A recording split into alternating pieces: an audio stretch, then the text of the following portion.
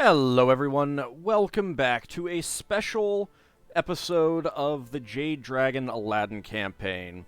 After finishing up the full campaign oh so many months ago, I decided to occasionally play it a bit more because there's an achievement for getting to the end of time in the game.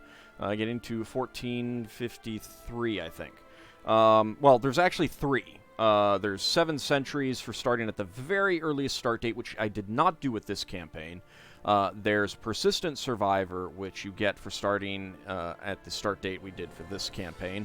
And then there's the Survivor for starting in 1066. I have never gotten any of them, so since when I finished up the campaign, I only had 200 years left. A lot more had happened already in the game than there was left to do to get to that achievement, although it took a really, really long time, just because of how much to do. But I decided to do so, and I figured since I had done so, since I was doing so, I'd go ahead and, show you guys what the world is like 200 years, almost exactly 200 years from when we last saw our campaign, the great Zhang dynasty of the Tang Empire. Totally historical Han Jewish empire, of course. So right now we are still. I left my capital here in Dunhuang the whole time, although I did twice move it elsewhere just to like blow all of my tech points once I maxed out tech, because yeah, tech is all maxed out. However, tech is it's been pretty slow to spread around here, which is a shame. I suppose I could have moved it to some of these other counties, and I probably should have. I mean, considering how many tech points I'm sitting on, it really should have. I should have done that a bit more often, but I didn't. So we are currently playing as Emperor Zhang Xiaozong the Holy of the Tang Empire. He is 66 years old. He is almost certainly going to see the end of the campaign. He is a lunatic. He is one-eyed. I think he lost his eye curing great pox. So, I mean, as you do. Totally normal thing to happen. Let's go ahead and take a quick look at the history. We left off, I believe... yeah, so we had Emperor Zhang and Zong, the Witch Hunter. That was our character at the time of the last episode. He ended up dying in 1277 at age 76. He was followed up by Zhangzong the Holy. He died a natural death at age 91 in 1324. And then we had Ruizong the Holy, who died at age 69 of cancer in 1331. So he did not actually rule very long. Then we had Zhenzong the Witch Hunter, died in 1374 at age 84. And then he died of great pox. Also dying of great pox was Yingzong the Blessed, who died in 1415 at age 74. And we are currently Xiaozong the Holy, at age 66, who has been cured of great pox. So the last few generations of Zhangs have had a little problem with the venereal diseases. But currently he is holding literally every kingdom title that I can. There are only 10 titles that I can create, and they are all duchy titles, and for the most part I haven't been creating them. A lot of these are titular, I believe. Let's see, Lesser Poland is not, Samogita is not, but Kermanshah, Tigris, Ungvar is not, Majorca is not, Powys is, Socotra is, Jarkand is not, and Magadha is not. So that's what we've got. The Tang Empire has only very recently completely conquered the entire map. Painted the entire thing this slight blue-gray color of the Tang Empire. Still wish it had been a better color than that, but oh well, what are you going to do? A truce is expiring with Hawkmeister Valto the Bold of the Teutonic Order, but he has no lands left. Does have a lot of money. Does have some items in his treasury. I discovered that this is something that I think was pretty fun. There was Hymns to Perun, a book held by someone that gave temple vassal opinion +10. Basically, all of the bishops were like, yeah, I mean, it's heathen blasphemy, but it is well written. So, I was highly amused by that. It didn't differentiate with having to follow the specific religion, which was amusing. So that is the extent of our empire. If we break it down, we'll see what we've got. The area to the east, this is a mess. I did clean it up a bit with Kamarupa, but then it became a mess again. And I cleaned up Kang as well. And Punjab was part of the problem. This should all be Jiu, or whatever, however it's pronounced. And it didn't stay that way. They managed to create Punjab, and I wasn't able to get it away from them. Well, I could have, but I didn't notice it until it was too late. And then I was too busy working on other things. So the idea was that Jiu would be all of this. Some of this didn't need to be Jiu, but they took it anyway. Kang was going to be all of Tibet, Kamarupa was this, and Gujarat was this, just because of what it was. It was easier to create, and I needed kingdoms and stuff like that. Mongolia, of course, is, basically all of Siberia, all the way over to Russia.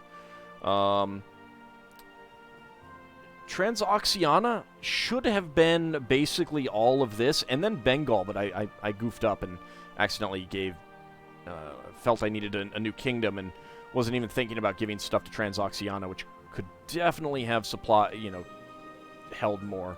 Vassal limit 3 out of 57. That is a lot of wasted capacity. But also, this all went to, got split up. Transoxiana has just been getting demolished there through inheritances. But there's Bengal. We got Trebizond finally having all of that. Iraq. Iraq was supposed to have all of this. And Arabia is a duke. Yeah, so he is in a revolt. Okay, so this is still Iraq. Palmyra is also in a revolt. Alright, so that's okay. But that should all be Iraq, and I kind of wanted this to be Iraq, but I goofed up and stuff like that. Some of that was on screen, some of it was off. Egypt was all of this. Africa, all of this. Of course, some of this has gone to Andalusia. Andalusia is nice, and these are the more recent things, so they're solid. They haven't had too many marriages, inheritances cause problems. This is all 400-500 years old kind of thing, so that's one of the reasons why it's so bad. Yeah, Africa was supposed to be all of this, and Andalusia, nicely all of Iberia. I got Mauritania, Al Jazeera, which these colors are too similar. I should have put Al Bahrain there or something like that, but oh well. Al Bahrain there, Ruthenia, Rus, Ireland, and then it's a little bit difficult to see. Oh, you went to someone else. How did you get back under Trebizond? I took this out of Trebizond and gave it to Venice, and I guess I got it back. Oh well. And little tiny guy, Venice, I wanted to give the islands to. He even has Iceland in this. And the isolated one here is Man. I had to, make the Republic of Man up here. Yeah, once I was getting past here, I wanted to make everything green. Get the green kingdom titles and give them out. The stuff over here, not so much. Didn't quite work out that way. Yeah, that's the look of our vassals at this point. Our holdings. We have fully upgraded as much as we could. There's a few places that didn't get the tech, so they didn't get fully upgraded, and I'm sitting on 110k gold. I've built buildings in every single holding slot that I was aware of. Most of my trade posts are fully built up. I mean, most of that happened early on, but the hospitals are fully built up, and this was pretty amazing. So back when I did the Smash the Patriarchy campaign, I did play it afterwards, and the Black Death swept through, and it was kind of amazing because the Black Death was covering almost everything with the exception of the exclusion zones. And I was here in Florence, Firenze. This was my capital, and it was not getting the Black Death. Siena was also avoiding it for quite a while too. It didn't have quite as highly built up of a hospital, but this one I had a fully built up hospital, and it was free from the Black Death for quite a while. Just this isolated area free of it, until it started dissipating everywhere, and then it came in. And I think one of the reasons is because there's 10 counties surrounding it, so each county was like having a chance to spread it in. Dunhuang only has 6 counties surrounding it. And when the Black Death spawned, it spawned in Jiuquan, right in my area, but then it went up to Aijin, and then went around. Never got the Black Death in these territories. Didn't get it down here. It never went down into Dalinga and into Tibet, which I don't think is... yeah, it is not an exclusion zone, so it could have. It was just that there was just one county here and just a couple counties here and, you know, over here to spread it into, and it just never did. But this was a fully upgraded hospital at the time, and it did keep the Black Death out. So, if you want to avoid the Black Death, put your capital in some place that has very few connections, and that should save it. I don't know how. Yeah, this isn't a very built up. I mean, it's pretty built up, but not an almost fully built up hospital. So, I just lucked out there. So, we've got about 6 months left of game time. I'm going to bump the time down a little bit. We'll let the game go. Things will happen, but don't really care about any of it at the moment. So, we'll let it go. Let's go into the military screen. I've got 600, give or take, 600,000 vassal levies, 74 levies of my own. My retinue, 184k. Let's see. Fleet levies. Almost 10,000 fleet levies. It's pretty impressive. Right now on Intrigue, I was trying to kill some people who are not of proper culture and religion, but there's not a whole lot that I can do about that at the moment. And we've got a whole ton of prisoners. So let's have some fun.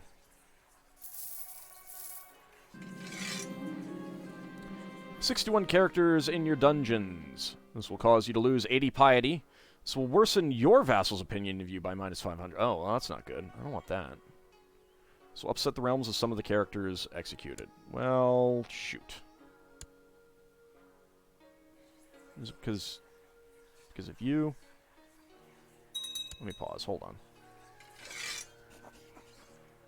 Lower all of my vassals. Aww. I was hoping for a mass execution. Alright. Let's see. Execution, tyranny.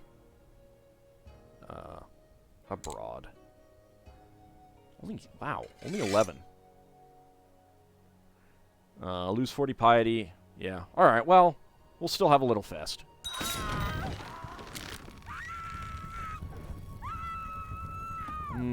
So much death. Maybe as the last act, when the year ticks over, we'll do that, because it's not like anyone's gonna be able to rebel. 22 out of 53 vassal limit. It's primarily by putting everyone under kingdoms. There's a peasant revolt. I don't care. I did get the achievement Protector of the Holy Places while I was playing this, because I got Rome. Which, I will say, big mistake to take Rome before you've taken a lot of other stuff, because there's nothing quite as easy as knocking out the Pope to end a crusade. Otherwise, you gotta like constantly slaughter the armies, and it's just a slog. Even when there's not much left. I don't even know why I'm doing that, but oh! Achievement unlocked. 7 centuries. Achievement unlocked. Persistent survivor. I didn't get survivor? I got 7 centuries? I thought I started at the later one. Maybe not. Alright, well, that was the end. I was actually expecting it to take a little bit more time because I wanted to look at a couple more things, but we got those. So, King Zhang Yichao the Old ruled for 17 years with a score of 1253. My overall score ended up being 557,853. It's pretty good. I think I beat out Capet a little bit. Yichao the Old was followed by Zhang Huaishen I of Qinghai. He had a score of 1270, ruled for 17 years as well. King Zhang Qianyao of Qinghai ruled for 19 years, 3,731 score. King Zhang Yichao, son of Satan, ruled for 34 years with a score of 5459. And then we hit the imperial title. Zhang Huaishen the Holy ruled for 47 years, score of 18,153. Emperor Zhang Chengzu, the lawgiver, ruled for 58 years, 28,671. Emperor Zhang Zhaozong the Holy ruled for 23 years, 9,413. And I'm not sure exactly when the end of the campaign was. I'm pretty sure we had it's down here a bit. But Emperor Zhang Daizong the Lionheart, 33 years, 22,417 score. Emperor Zhang Suzong the Careless ruled for 37 years, 32,812. Zhang Jingzong the Butcher ruled for 47 years, 52,689. Emperor Zhang Zhizong the Holy ruled for 56 years, score of 88,767. Emperor Zhang Anzong the Witch Hunter. Here is our the previous episode's final character. He ruled for 22 years with a score of 38,863. Then Emperor Zhang Zhangzong the Holy, 47 years, 79,152 score. Emperor Zhang Ruizong the Great ruled for 7 years with a score of 16,509. Emperor Zhang Shenzong the Witch Hunter ruled for 43 years with a score of 73,461. Emperor Zhang Yingzong the Blessed ruled for 41 years, score of 42,918. And then finally Emperor Zhang Zhaozong the Holy, 38 years, 42,308 score. I'm actually going to quit to menu here and hope that I can load this back up, because I wanted to check out the culture and religion map modes. It's going to take a moment. Maybe take a look at a couple of the other things.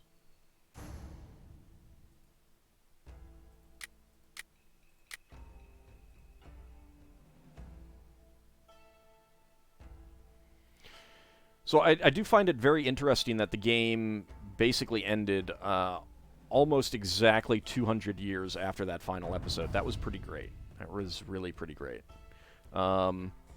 It's interesting that I got Persistent Survivor 7 Centuries, but not Survivor. Maybe it can't pop up 3 at a time. I don't know. I'll have to look at the achievements afterwards. But it is still pretty fantastic. All right, so if we take a quick look at the culture map mode, we have mostly painted red the eastern edge of the map. There's a little bit of, there's one Jiangzhou county, there's one Kuman county here, one Kyrgyz, there's Tocharian, there's Saka. It's basically all of that that's left.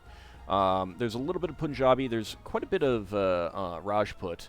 Fair bit of Kannada left over here. There was a Sumpa county up here for a really long time, but finally it flipped.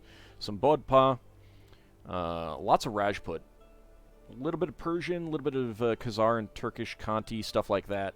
But as we start getting over here, we're going to start getting more of the other stuff. Like, there is still... French is definitely the second biggest. I think Anglo-Saxon might be the third biggest. It's kind of hard to say in terms of actual size, but there's a lot of Anglo-Saxon left over here, and of course they had mostly painted Iberia red before we took it over. These are all of my my retinues for 157.5k in total troop count. Basically, as I was getting closer to the end, I was just constantly getting up to like about 5,000 prestige, declaring another war, truce breaking, and then going, declaring another war, truce breaking as soon as I got enough prestige again. If we take a look at... Not you. Okay, you held the Kingdom of Sicily. This is one of the last guys who had any of the territory. Did it go away? No. There we go. Declared war, attempted murder. One of you guys should have what I'm looking for. Here, okay, here was the one of the last guys. He was the King of France, and he should have it. Yeah, broke a truce, minus 1,050. It's so much fun. Declared war, minus 400. Defeated me, minus 150. I broke truce a few times. But that was basically the only way to get it all, especially with all of the little individual things around. If we go into the ledger, that's not the ledger. If we go into the ledger, here's my domain. I'm making quite a bit of money. It's pretty good. Let's see, 149, 156 from two of my cities. I'm getting 640 gold out of the trade post of Dunhuang. It's pretty nice. If we go check over the realm, don't care about that. Realm levies, don't care about that.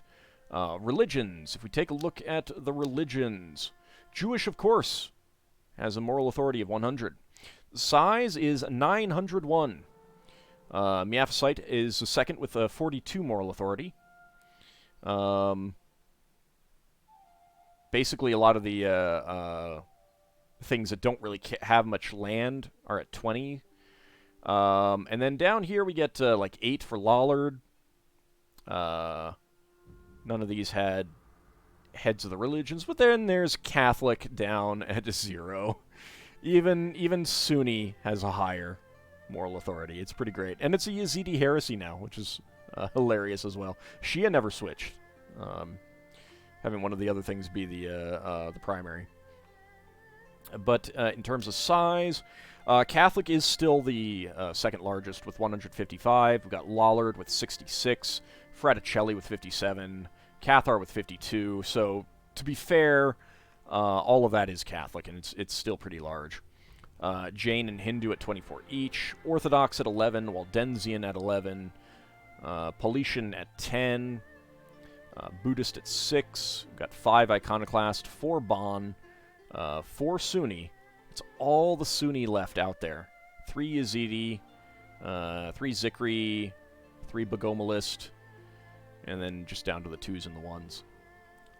It's pretty amazing that, like, just how much the Muslims collapsed in this campaign does kind of astound me. They tend to be a lot stronger than that.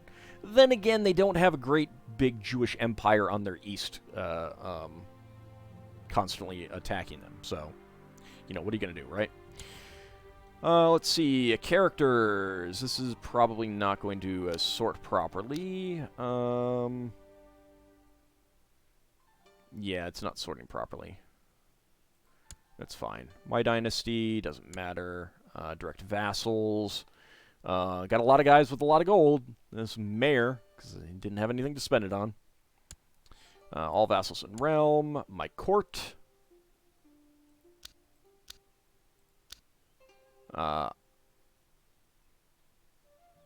You, oh my lord. You have 139,000 gold. Because he just has nothing to spend it on. Like, I am currently making 633 per month.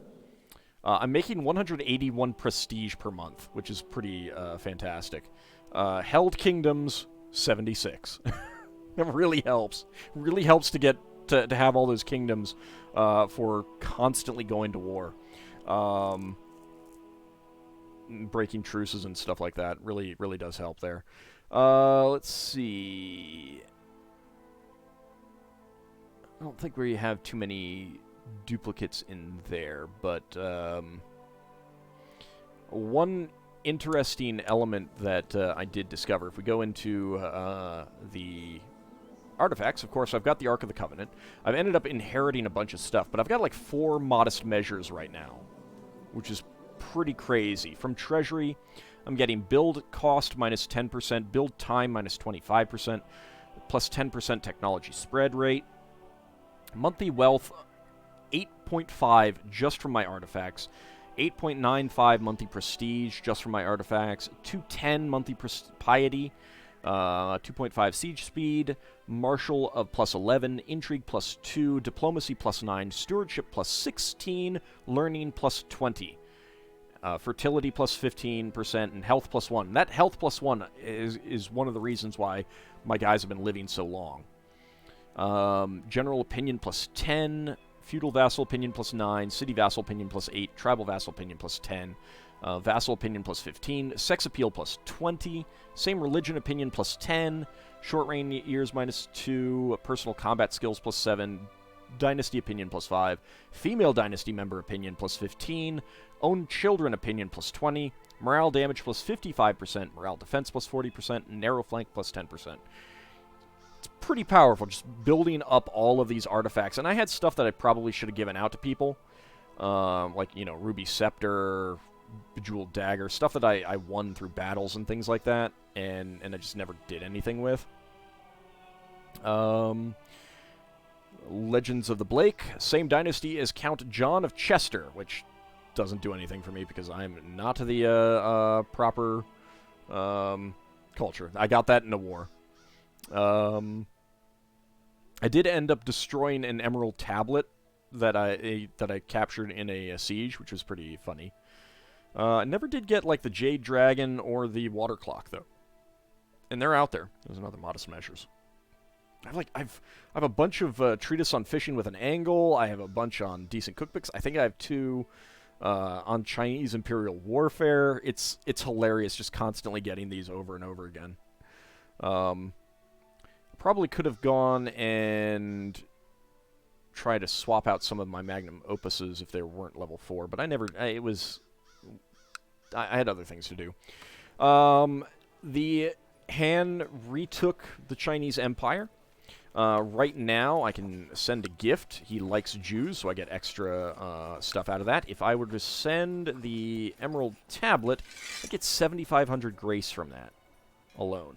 I sent a eunuch and a concubine, and that got me 2,550 grace alone, just from those 2 people, because he likes Jews. It's pretty amazing. When I saw that pop up, I was like, oh, time to get stuff. It was great. So that's what's been going on there. If we take a look at our religion map, if we were Catholic or, well, if we were Christian or Muslim, this would probably all be blue by now, because Jewish characters don't actively proselytize unless they're zealous. So this is not as extensive as it could be, because of the way that the characters don't proselytize. I was mostly getting it, hoping to get it through the culture conversions, because when the culture flips, so does the religion. The culture can flip as well outside of that, but it's more likely to happen if the religion isn't correct. And one of the cases was man actually converted to Jewish before the culture converted, which surprised me. It usually, especially on an island, if the culture hasn't converted, or if the religion has converted, the culture almost never does. So it makes it a lot less likely to happen. Anyway, that's that.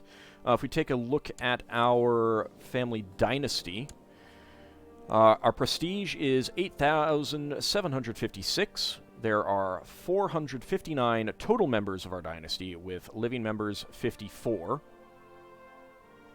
We expand this out. It's a pretty big, dynastic chart, going all the way back to Yichao the Old. However, I think I had someone... Did I have a Carling on here somewhere? I did not. Alright. Let's see if I can find a Carling.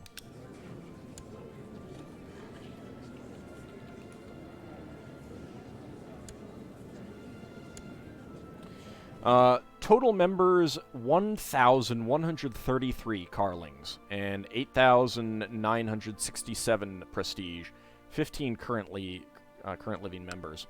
The Carlings did extremely well in this campaign. They continue to do extremely well, even after we wrapped it up. But that is mostly it. Let me see if there was anything else. The only two independent states, the Tang Empire, the Zealots. There's currently some wars, but we don't care about those. Possible inheritances, don't care. Our titles, our claimants, our domain, realm, and that's back to that. All right. So yeah, I ended up using the ledger a lot to find the independent realms.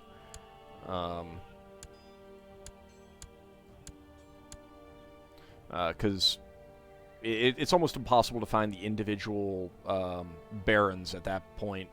Some of the guys who were the only ones left. But all that is left are the Zealots here, with 7 baronies, and us. Everything else is ours. I mean, technically China off here is still independent, but, well, yeah, so that's that. I've been meaning to try and learn European Universalis 4 a bit more, so I'm probably going to take this save into that and play around with that, see if I can learn some things, see what I can get out of that, see if maybe having a big empire is easier, although on the other hand, big empires could also be a lot more difficult for me to try and manage in that game. I don't know. It'll be interesting, though. But yes, I wanted to do this in part because the Holy Fury is coming out very, very soon. And I thought that I'd just go ahead and show you guys what has come of the great Tang Han Chinese Jewish Empire. I hope you guys enjoyed it. There's currently just a couple minor epidemics. They don't care. Some revolt risk. If we take a look at the dynasties, of course, Zhang, there's Zan. Actually, let's see if we can figure out some of the oldest families. I don't remember too many of them.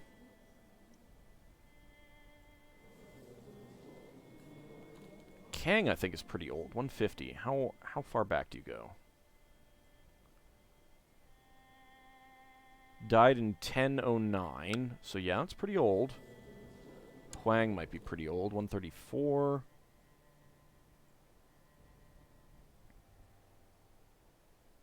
$1017.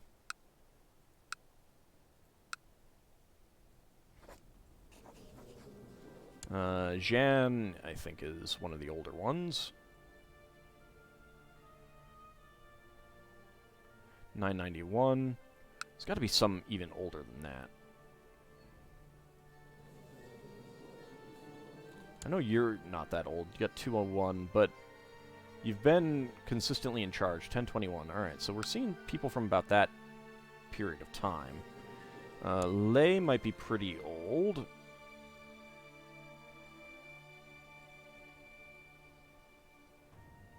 $992.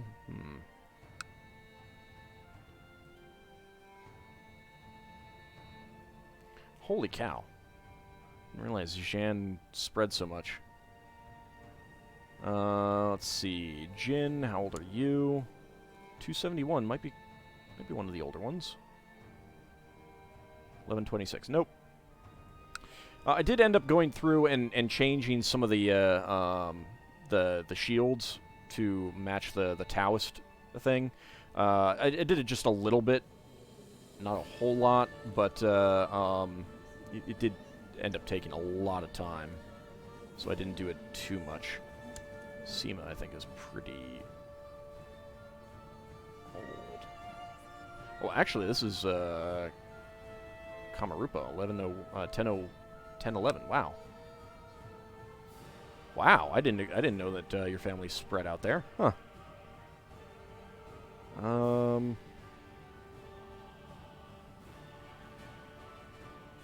Let's break all of this down, because this is where the oldest families should be.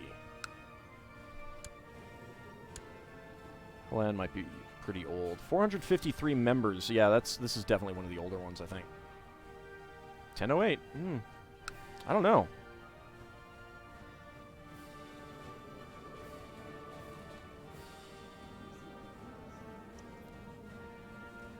I do not know where the, I mean, we may have lost a lot of them over time. Pretty sure this is one that I made, so...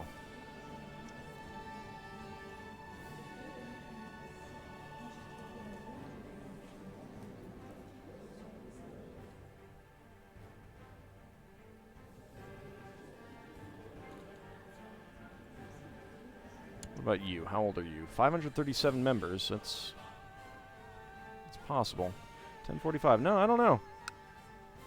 I do not know where all the oldest families have gotten to.